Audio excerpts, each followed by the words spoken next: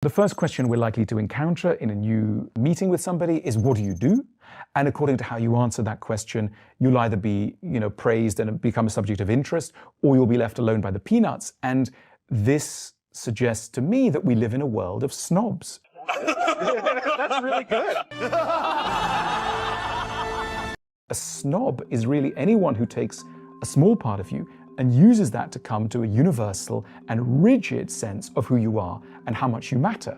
And the kind of snobbery that is dominant in the world today is not around bloodlines or lineage or your closeness to the Queen of England as it used to be, but what job you have, and in particular how impressive your powers of financial accumulation are. And according to that criteria, people will judge you immediately. So it's sometimes said that we live in a materialistic world. I don't think we do live in a materialistic world. We simply live in a world where material accumulation has become the gateway to the respect and love that we all crave. It's not really the riches and the fast cars, etc., that we crave. And that's a different way of looking at so-called greed. The next time you walk down the road and you see somebody driving a Ferrari, don't think this is somebody who's greedy, who's materialistic. Think first and foremost, this is somebody with an incredibly intense need for love, who has not been able to find the honor and respect they need in normal ways, and therefore, they're needing so much more stuff in order to feel they have the right to exist. If you can deal with just riding a bike through town, and that's okay, something's gone right in your past. One of the most beautiful but also dangerous ideas, it's an American idea, is the notion that anyone can achieve anything, right? And we hear these messages from everywhere. That is the spirit of our times. It's a beautiful message, but it's a dangerous message. Because if you really believe in a world where you can do anything, and you've only done a bit, you've only done something, my goodness, how crushed you will feel. The possibilities for humiliation are so much greater now. If you go to an American bookshop and you look at the self-help section, there are basically two kinds of books on that shelf.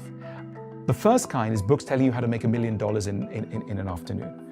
And the other books are books telling you how to cope with what they call low self-esteem. And the two are totally related. If you live in a culture that's telling you how to make $1 million in an afternoon, you're gonna have a massive self-esteem problem. Because how can you achieve esteem of yourself when you're going to be part of the 99%, not the 1%? We've now created a life where an ordinary life is materially more comfortable than it's ever been. An ordinary life, you're going to get a good car, you're going to be able to have a bath every night, you're going to have a roof over your head, you're going to have pretty nourishing food, right? So materially, an ordinary life is terrific. But then we've put a snake in the grass. We've ruined paradise that we've built and our ancestors have built for ourselves by telling ourselves that actually, contrary to everything we hoped for, actually an ordinary life is psychologically not good enough. It's not good enough just to drive an ordinary car and have an ordinary house and have an ordinary bath once a day and have an ordinary meal. No, that's not good enough. You need to be extraordinary. Become Mark Zuckerberg. Become somebody else, right?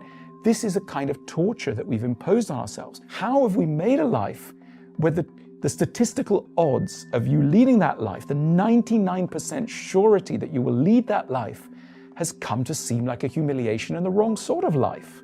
This is setting yourself up for disaster. Sure, and look, don't get me wrong, a bit of ambition is fantastic. A bit of get up and go is fantastic. We're not in any danger of being unambitious. The danger now is suicide. I'm putting it at its starkest. The danger is that we will feel so inadequate in relation to the expectations placed upon us that we may choose to end our own lives. And this happens in huge numbers. We are suffering from an epidemic of mental unwellness, largely bred by the expectation that our lives will be stellar, when in fact they are far more likely only to be ordinary. Our lack of acceptance of ourselves has made us sick. So we don't need any more reminders from General Patton or anyone else to get up and go and be a winner. We know that that's in our DNA now as modern human beings. We've had that message and it's making us sick. We know it so well, we know it too well. And we need to hear another message. And that message is, you're okay. It's okay. It's okay to fail. It's okay to be ordinary. It's okay not to know what's going on. It's okay to be lost in a universe, most of whose recesses will always be darkness to us. That's all of it okay. And joy is not going to be making $10 million. Joy is going to be a drink with a friend. Joy is going to be a meal that turns out okay. Joy is going to be a day at the end of which no one's died, there's been no crisis, it's been more or less all right. Love is not going to be perfection. Love is going to be occasionally a hand held by somebody who understands bits of you, never the whole of you, but has charity towards your darkest moments. That is the life we're going to lead, and let that be okay.